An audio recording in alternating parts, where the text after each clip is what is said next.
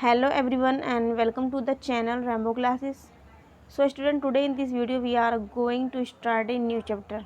Okay, जैसे कि आपकी स्क्रीन पर है न्यू चैप्टर, इसका नाम आपको नज़र आ रहा है क्या स्टूडेंट, मौर्य काल को हम डिस्कस करेंगे। स्टूडेंट, मौर्य काल में देखेंगे कि मैंने आपको 10 क्वेश्चन की सीरीज़ मैंने 2 पार्ट में डिवाइड किया हुआ है, ठीक है। और इसके साथ साथ मैंने क्या करा, मौर्योत्तर काल जो है इसके बारे में मैंने आपको ओवरव्यू बताया।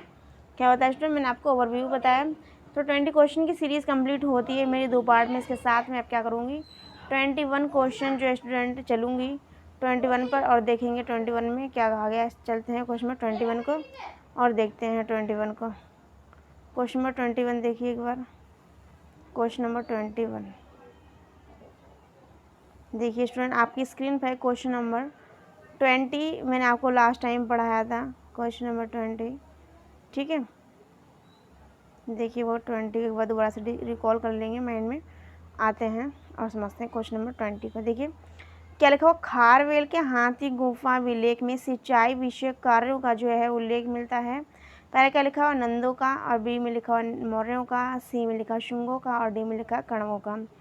क्वेश्चन को दोबारा पढ़ेंगे। क्या लिखा हुआ, हाथी गुफा अभिलेख। क्या स्टूडेंट, हाथी गुफा अभिलेख के बारे में यहाँ पर पूछा गया हुआ है। हाथी गुफा अभिलेख में सिंचाई विषय कार्यों का उल्लेख मिलता है, तो किसका उल्लेख मिलता है, नंदों का, मौर्यों का, शुंगों का या फिर कण्वों का, ठीक है। और आते हैं इसके राइट आंसर पे। तो देखा जाए इसके राइट आंसर की बात की जाए तो इसका राइट आंसर स्टूडेंट क्या है बताइए।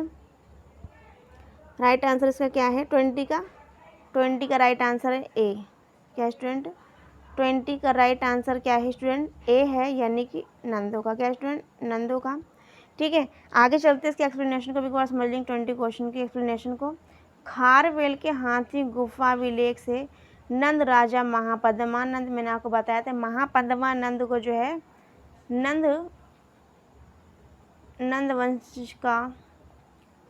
वंश का संस्थापक, फाउंडर भी कहा जाता है, मैंने आपको पढ़ाया था यदि आपको ध्यान हो। और नंदवंश का जो अंतिम शासक था उसका नाम बताइए क्या था, नंदवंश का अंतिम शासक। नंदवंश का जो अंतिम जो शासक था, देखिए एक बार, नंदवंश का अंतिम जो शासक था उसका क्या नाम था स्टूडेंट बताइए। मैंने आपको क्या पढ़ा था, मौर्य काल से पहले मैंने आपको पढ़ा था घनानंद। घनानंद की मृत्यु किसने की थी, घनानंद को मृत्यु गाड़ किसने बताया था, चंद्रगुप्त मौर्य ने मगध की राज्य सत्ता जो है घनानंद को बीट करने के बाद में स्थापित की थी। और घनानंद जो थे नंद वंश के अंतिम शासक थे। और बात की जाए कि नंद वंश का जो संस्थापक था तो वो कौन था स्टूडेंट, वो था महापद्मानंद, ठीक है। अब देखिए इस एक्सप्लेनेशन को समझते हैं एक बार दोबारा, मैं आपको और बता देती हूँ। नंद वंश के संस्थापक की बात की जाए तो वो कौन है, महापद्मानंद। महापद्मानंद नंद वंश का संस्थापक है। दूसरी ओर बात की जाए कि नंद वंश का जो अंतिम शासक कौन था, क्या स्टूडेंट, अंतिम शासक की यदि बात की जाए तो नंद वंश का अंतिम शासक जो था घनानंद था, ठीक है। और नंद वंश का संस्थापक जो था, फाउंडर जो था, वो कौन सा था, महापद्मानंद। ओके, देखेंगे दोबारा से एक्सप्लेनेशन पे। खारवेल का हाथी गुफा विलेख से नंद राजा महापद्मनंद की कलिंग विजय के बारे में जो है पता चलता है। इनके अनुसार नंद जो राजा जो था जिनका नाम था जिनसेन की एक प्रतिमा उठा ले गया था। जिनसेन की एक प्रतिमा उठा ले गया था, उसने कलिंग में एक नहर का भी निर्माण करवाया था। मैंने आपको बताया था कलिंग, बात की जाए कलिंग की, देखिए एक बार कलिंग को डिस्कस कर लेते हैं। मैंने आपको पढ़ाया था, जब मैंने आपको अशोक पढ़ाया था, अशोक के क्या बोलते हैं, जब उनका क्या बोलते कार्यकाल 9वां महीना चल रहा था, राज्याभिषेक का 9वां या 8वां वर्ष चल रहा था लगभग, तब कलिंग में युद्ध हुआ था। कब हुआ था, 261 में हुआ था, 291 में, शायद 261 में हुआ था। 261 BC में जो है क्या हुआ था, कलिंग युद्ध हुआ था। और मैंने आपको बताया था कलिंग जो है वर्तमान समय में कहाँ पे स्टूडेंट, उड़ीसा में।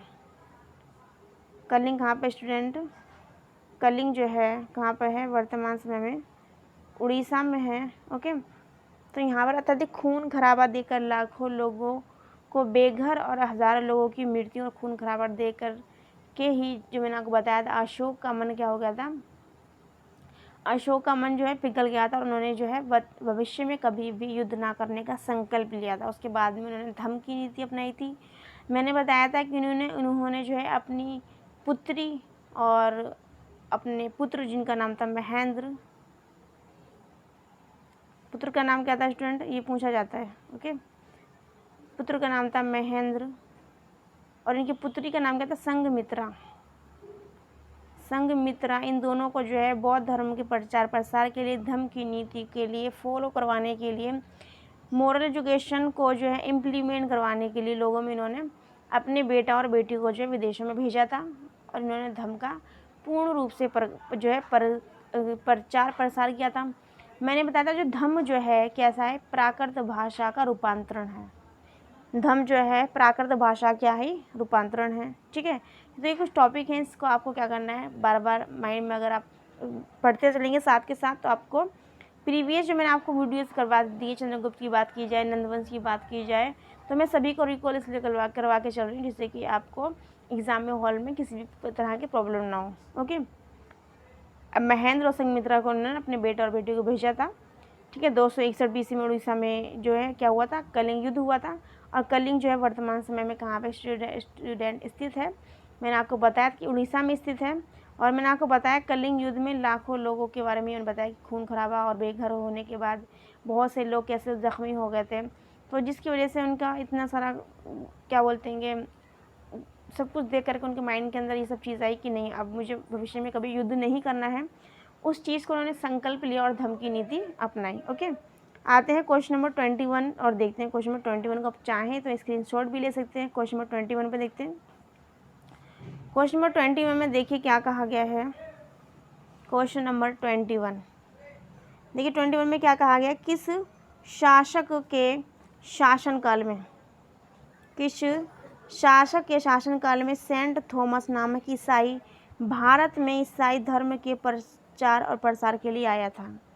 किस शासक के शासनकाल में सेंट थॉमस नामक का ईसाई जो था भारत में ईसाई धर्म के प्रचार प्रसार के लिए आया था।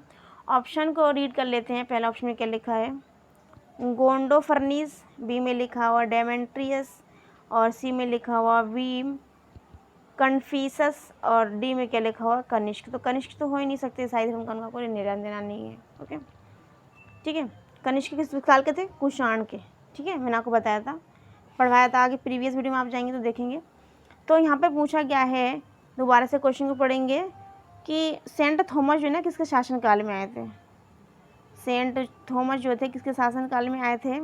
तो राइट आंसर पे अगर जाएं तो राइट आंसर बताइए इसका क्या होगा। देखिए राइट आंसर 21 का राइट आंसर जो है क्या है, गोंडो फर्नीस। क्या स्टूडेंट, गोंडो फर्नीस के शासनकाल में जो है सेंट थॉमस नाम का जो ईसाई मिशनरी जो है ईसाई धर्म के प्रचार प्रसार के लिए आया था। उस तरीके से जिस तरीके से मैंने आपको बताया था कि अशोक ने अपने पुत्र महेंद्र और पुत्री संघमित्रा को श्रीलंका में भेजा था, उसी तरीके से जो है सेंट थॉमस भी जो है भारत में आए थे ईसाई धर्म के प्रचार प्रसार के लिए। यहाँ पे क्वेश्चन हमारा क्या है कि किसके शासनकाल में, तो ये जो थे गोंडो फर्नीस के शासनकाल में सेंट थॉमस नाम का ईसाई भारत में ईसाई धर्म के प्रचार प्रसार के लिए आया था। ओके स्टूडेंट, क्वेश्चन नंबर 21 होता है हमारा कंप्लीट। 21 क्वेश्चन की बात की जाए तो राइट आंसर इसका क्या स्टूडेंट, ए है। इसकी एक्सप्लेनेशन को देखते हैं एक बार। 21 की एक्सप्लेनेशन में देखिए क्या कहा गया। आते हैं नेक्स्ट पेज पर, 21 में जाते हैं और देखते हैं। देखिए क्वेश्चन नंबर 21 की एक्सप्लेनेशन, जिससे कि आपकी स्क्रीन पर है 20 नंबर 1 की एक्सप्लेनेशन को मैं जूम कर लेती हूँ अच्छे से। देखिए क्वेश्चन नंबर 21 की एक्सप्लेनेशन। ठीक है, देखिए जैसे कि आपको नज़र आ रहा है क्या लिखा हुआ, गोंडो फर्नीस।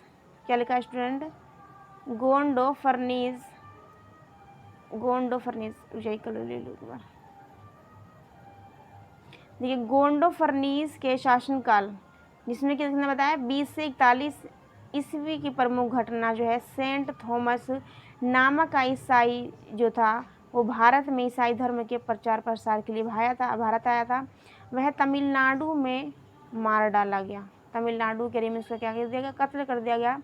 इस प्रकार ईसाई धर्म जो है भारत में पहली सदी में आया। ठीक है, आगे क्या लिखा हुआ, गोंडो फर्नीस के शासनकाल में एक अभिलेख जिसको कहा जाता है तख्ते बही, वेरी वेरी इंपॉर्टेंट है। क्या है स्टूडेंट? Very very important. तख्ते वही पेशावर ज़िले में स्थित है, वहाँ से प्राप्त हुआ है। ठीक है, आगे लिखा हो पार्थियन राजाओं के सिक्कों पर धर्मीय यानी कि धार्मिक उपाधि जो है उत्कीर्ण मिलती है। ठीक है, आगे लिखा हो भारत में पार्थियन साम्राज्य का जो वास्तविक संस्थापक जो है इसको माना जाता है वो क्या है? मिथ्रेडेटस। मिथ्रेडेटस प्रथम, जिसका शासनकाल जो है 171 से 130 ईसा पूर्व माना जाता है। एक बार और देखेंगे, देखिए गोंडोफर्नीस के शासनकाल यानी कि 20 से 41 ईस्वी की प्रमुख घटना है कि सेंट थॉमस नाम का जो ईसाई द्वारा भारत में ईसाई धर्म का प्रचार प्रसार किया गया। उसको जो है तमिलनाडु में उसका मर्डर कर दिया गया। इस प्रकार ईसाई धर्म जो है भारत में पहली सदी में ही आया था। ये पूछा जा सकता है कि भारत में जो ईसाई धर्म है कब तक आया था? पहली सदी, चौथी सदी, तीसरी सदी से आ सकता है। तो पहली सदी में आ गया था क्या? ईसाई धर्म। किसके द्वारा आया था? सेंट थॉमस के द्वारा। किसके शासनकाल में आया था? तो गोंडोफर्नीस के शासनकाल में आया था। ये चीज़ आपको ध्यान रखना है। आगे देखिए लिखा हुआ है गोंडोफर्नीस के शासनकाल का एक अभिलेख है जिसका नाम रखा गया है तख्ते बही। क्या नाम रखा गया स्टूडेंट? तख्ते बही रखा गया है, जो कहाँ पर है स्टूडेंट? पेशावर में स्थित है। कहाँ स्टूडेंट स्थित है? पेशावर में स्थित है। और गोंडोफर्नीस का जो ये अभिलेख है ये पेशावर से प्राप्त हुआ है, जिसका नाम क्या है स्टूडेंट? तख्ते बही। क्या नाम है स्टूडेंट? तख्ते बही है। आगे देखते हैं क्वेश्चन, जो इम्पोर्टेंट फैक्ट की बात की जाए, इम्पोर्टेंट फैक्ट में जो सेकंड जो इसका फैक्ट है, सेकंड फैक्ट की बात किया तो क्या लिखा हुआ? पार्थियन राजाओं के सिक्कों पर, जो पार्थियन जो राजा थे उनके सिक्कों की यहाँ पर बात की गई, तो उसमें क्या लिखा हुआ है? पार्थियन राजाओं के सिक्कों पर धर्मीय, क्या धर्मी यानी कि धार्मिक उपाधि जो है क्या होती थी? उत्कीर्ण मिलती थी। भारत में पार्थियन साम्राज्य का जो वास्तविक संस्थापक है उसका नाम क्या है? मिथ्रेडेटस प्रथम। क्या है? मिथ्रेडेटस प्रथम, जो कि 171 से 130 ईसा पूर्व माना जाता है। ठीक है, किसके साम्राज्य की बात की गई है? पार्थियन साम्राज्य का वास्तविक संस्थापक। दोबारा देख लेंगे एक बार, इसको इम्पोर्टेंट है। भारत में पार्थियन साम्राज्य का वास्तविक संस्थापक जो था उसकी बात कही गई है, तो वो कौन था? मिथ्रेडेटस प्रथम जिसका नाम था। उसका जो टाइम पीरियड की बात की जाए, उसके काल की बात की जाए, तो वो कितना बताया जाता है शासनकाल का? तो उसको बताया जाता है 171 से 130 ईसा पूर्व माना जाता है। ओके, आगे चलते हैं क्वेश्चन नंबर 32 को। 32 पर चलते हैं। देखिए 32 में कहा गया निम्नलिखित में से उत्तरी भारत में कौन अंतिम ग्रीक शासक था? कौन अंतिम ग्रीक शासक था? दोबारा देखेंगे, उत्तरी भारत में कौन अंतिम ग्रीक शासक था? पहले ऑप्शन पे जाएंगे। पहले ऑप्शन में क्या लिखा हुआ है? पहले ऑप्शन में लिखा हुआ है स्टूडेंट अजेस। बी में लिखा हुआ क्या? गुंडोफर्नेस। बी में क्या लिखा स्टूडेंट? गुंडोफर्नेस। सी में क्या लिखा हुआ? हिप्पोट्रेटस। सी में क्या लिखा गया? हिप्पोट्रेटस। और डी में क्या लिखा स्टूडेंट? कनिष्क लिखा हुआ है। तो यहाँ पे उत्तर भारत की बात की जाए, अरुणाचल प्रदेश की यहाँ पर बात, इधर की साइड की बात हो रही है, और अरुणाचल प्रदेश, मिजोरम, ये सब जो एरियाज़ हैं उनकी वहाँ की बात हो रही है। तो वहाँ पे पूछा है कि अंतिम जो ग्रीक शासक था उस ग्रीक शासक का हमें नाम बताना है। तो जैसे कि आपने ऑप्शन पढ़ा पहले में अजेस, बी में क्या है? गुंडोफर्नेस, और सी में क्या है? हिप्पोट्रेटस, और डी में क्या है? कनिष्क। ठीक है, यहाँ पे ग्रीक शासक की बात हो रही है और कनिष्क क्या है? कुषाण वंश से संबंधित है, तो कनिष्क नहीं हो सकता। अब हमारे पास बचते हैं 3 ऑप्शन। 3 ऑप्शन में से हमें क्या करना है? किसी एक राइट ऑप्शन को क्या करना है? टिक करना है। तो क्वेश्चन नंबर 22 की यदि बात किया तो 22 का राइट आंसर क्या होगा? हिप्पोट्रेटस। हिप्पोट्रेटस यानी कि राइट आंसर 22 का क्या होगा? सी।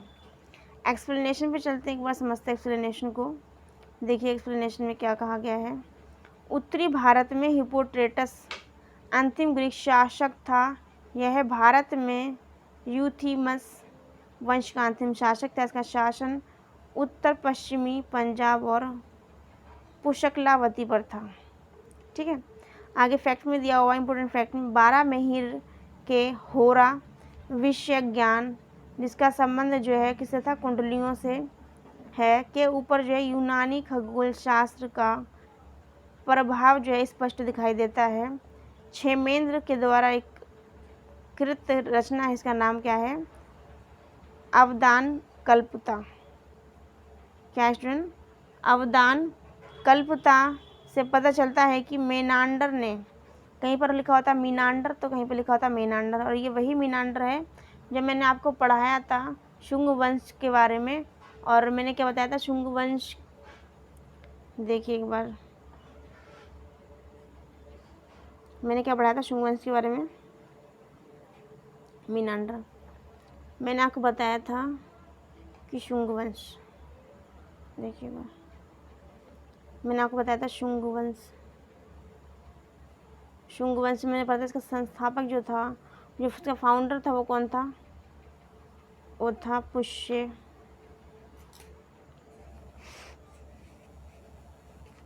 क्या नाम था देखेंगे एक बार, पुष्यमित्र शुंग।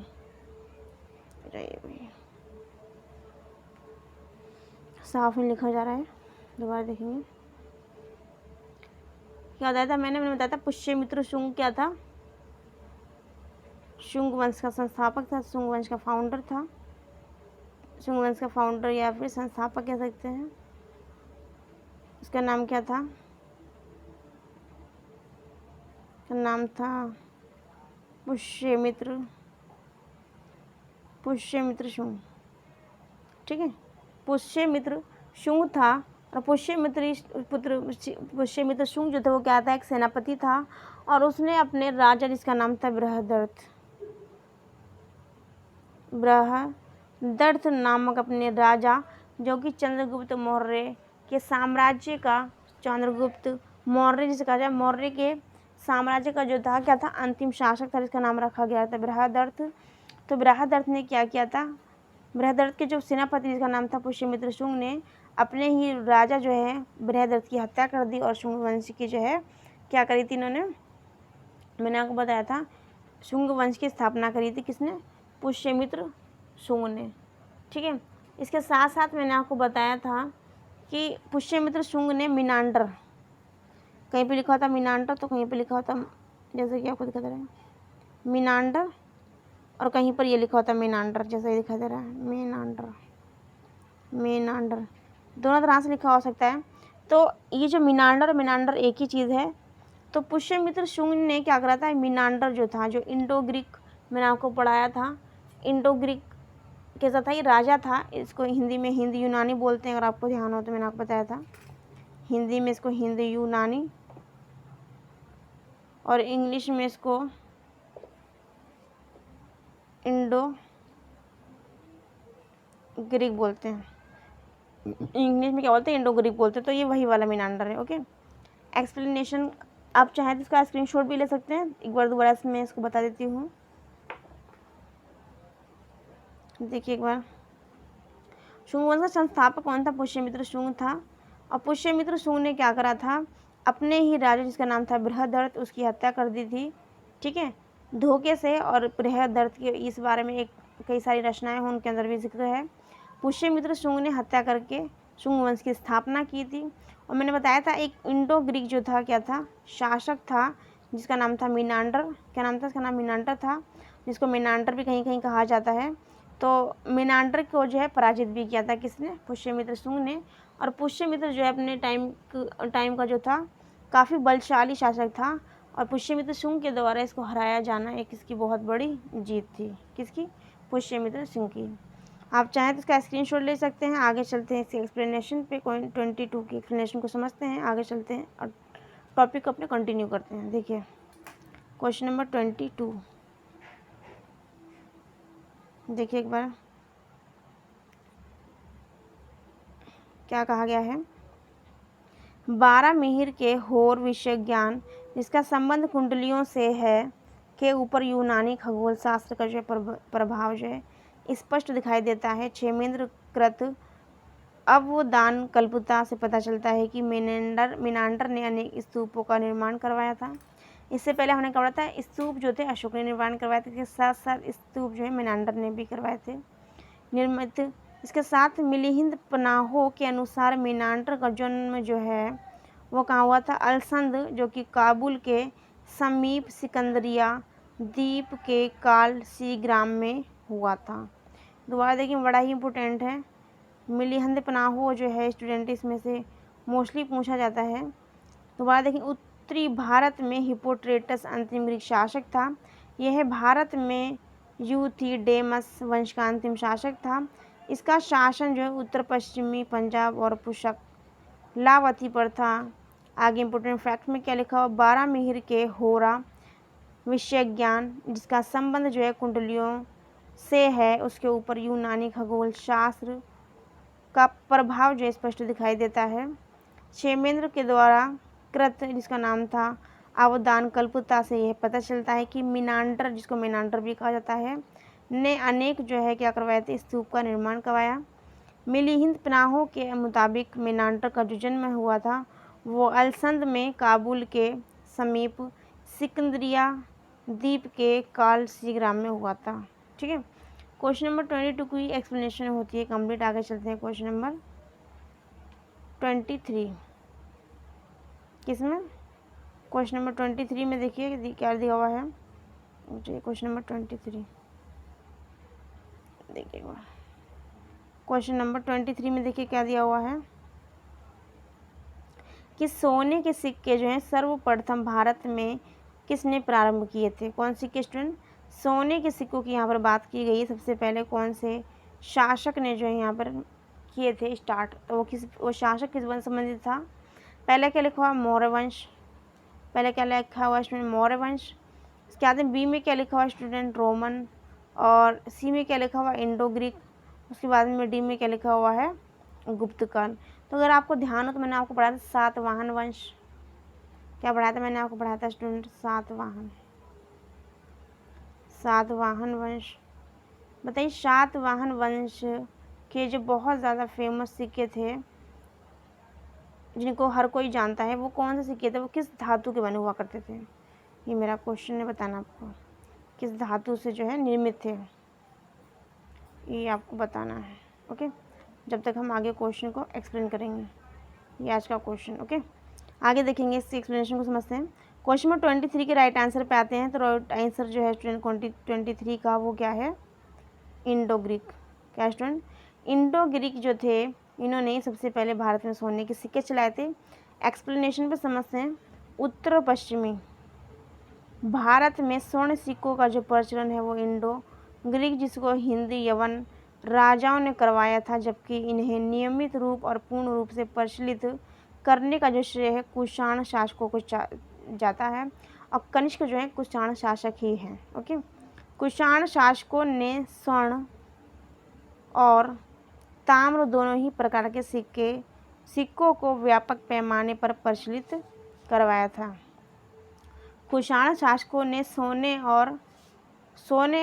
इसके साथ इन्होंने क्या बताया हुआ है कि कुषाण शासकों ने सोना और तांबा दोनों ही प्रकार के सिक्के जो हैं बड़े पैमाने पर चलाए थे। यदि यहाँ पर क्वेश्चन आता है कि सर्वाधिक, तो यहाँ पे आएगा कि सर्वाधिक सोने के सिक्के, तो यहाँ पे किसका नाम आएगा, इंडो ग्रीक का आएगा।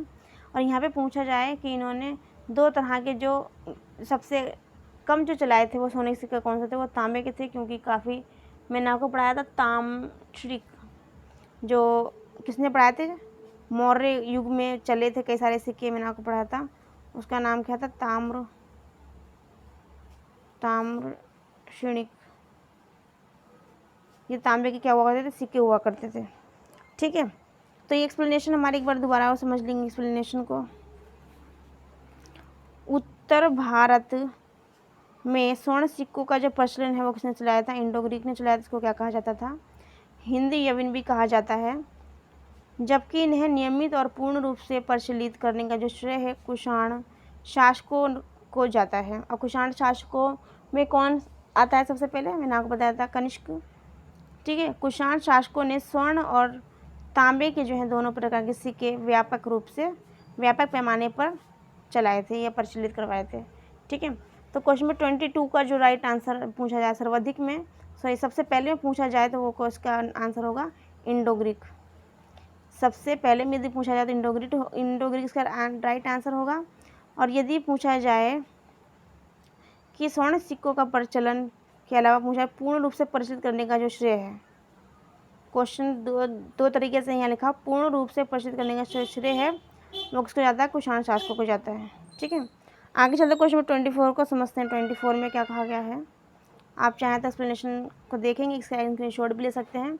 मैंने क्या पढ़ा था, सातवाहन वंश में किस धातु के सिक्के चला करते थे और बहुत ज़्यादा फेमस थे। जिस तरीके से सोने के सबसे पहले सिक्कों की बात की जाए, इस तरीके से सिक्के हुआ करते थे, एक धातु के थे, वो सबसे पहले सातवाहनों ने चलवाए थे और बहुत ज़्यादा इम्पोर्टेंट है। मैंने आपको बताया था, क्या कहा था मैंने, शीशे के सिक्कों का जो श्रेय जाता है वो किसे जाता है, सातवाहनों का जाता है। ये मैंने आपको पढ़ाया था। ठीक है, आगे चलते क्वेश्चन नंबर 24। क्वेश्चन नंबर 24 को समझते हैं, क्या कहा गया 24 में, निम्नलिखित कुषाण शासकों में से किसने भारत में सबसे पहले स्वर्ण सिक्कों का प्रचलन किया था। क्या लिखा हुआ है, निम्नलिखित कुषाण शासकों में से किसने भारत में सबसे पहले स्वर्ण सिक्कों का प्रचलन किया था। तो 24 के राइट आंसर पे लिख ऑप्शन को देखते हैं। 24 में क्या लिखा हुआ, पहला क्या लिखा, विम कन्फ्यूशियस। पहले में क्या लिखा हुआ है, 24 में क्या लिखा हुआ है, विम कॉन्फिडेंस। और बी में क्या लिखा हुआ है, बी में क्या लिखा हुआ है, बी में लिखा हुआ है कुंजुल कन्फिसेस। ए में क्या लिखा हुआ है, विम कन्फिसेंस। और बी में क्या लिखा हुआ है, कंजुल कंडिफेंस। ठीक है, सी में आते हैं, सी में क्या है, सी की बात क्या करी जाए तो सी का राइट आंसर क्या होगा स्टूडेंट, हुविश्क है। और डी की यदि बात करें, डी का राइट आंसर क्या है, कनिष्क। क्या है, कनिष्क। 24 का राइट आंसर पे देखें तो क्या है 24 में, 24 का राइट आंसर क्या है स्टूडेंट, ए। कुषाण शासकों में से किसने भारत में सबसे पहले स्वर्ण सिक्कों का प्रचलन किया, तो वो कौन है, विम कन्फिसेंस, विम कन्फिसेंस। ठीक है, और यहाँ पर पूछा गया तभी हमने क्या पढ़ा इससे पहले, भारत में सर्वप्रथम किसने सोने के सिक्के चलाए थे, तो इंडो ग्रीक ने चलाए थे। यहाँ पे शासकों के नाम पूछ लिए गए, इनका नाम क्या था, विम कॉन्फिडेंस पूछ लिया गया था। ठीक है, इसकी एक्सप्लेनेशन पे चलते 24 के एक्सप्लेनेशन में समझते हैं क्या कहा गया है। क्वेश्चन नंबर 24 के एक्सप्लेनेशन पर देखिए क्या गया 24 के एक्सप्लेनेशन में, भारत में यद्यपि स्वर्ण सिक्कों को सर्वप्रथम, देखिए क्या कहा गया है, देखिए एक बार, भारत में यद्यपि स्वर्ण सिक्कों को सर्वप्रथम हिंद यवन शासकों ने प्रचलित करवाया था, तथापि कुषाण शासकों में विम कन्फिसेंस ने सर्वप्रथम सोने के सिक्के जारी किए थे। ठीक है, तो आपको ध्यान रखना है, सोने के सिक्के यदि पूछा जाए कि सबसे सर्वप्रथम किसने चलाया था, इसमें यदि पूछा जाए किस वंश ने, तो इंडो ग्रीक आएगा। राजाओं का नाम अगर पूछा जाएगा तो राजाओं में कौन आएगा, राजाओं में आएगा विम कॉन्फिडेंस। ठीक है, आगे चलते क्वेश्चन नंबर 25 को समझते हैं। क्वेश्चन नंबर 25 में क्या कहा गया है, चीन के शासक को पराजित करने वाला प्रथम भारतीय शासक था। चीन के शासक को पराजित करने वाला प्रथम शासक कौन था, पहले क्या लिखा है स्टूडेंट, पहले लिखा रुद्रामन, बी में क्या लिखा हुआ है, गोंडो फर्नीस। और सी में क्या लिखा हुआ है, विम कॉन्फिडेंस।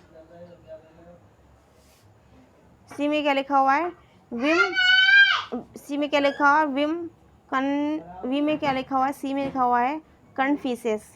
के नाम लेने में प्रॉब्लम हो रही है, नाम भी पता नहीं कैसे कैसे हैं, विम कन्फिसेस।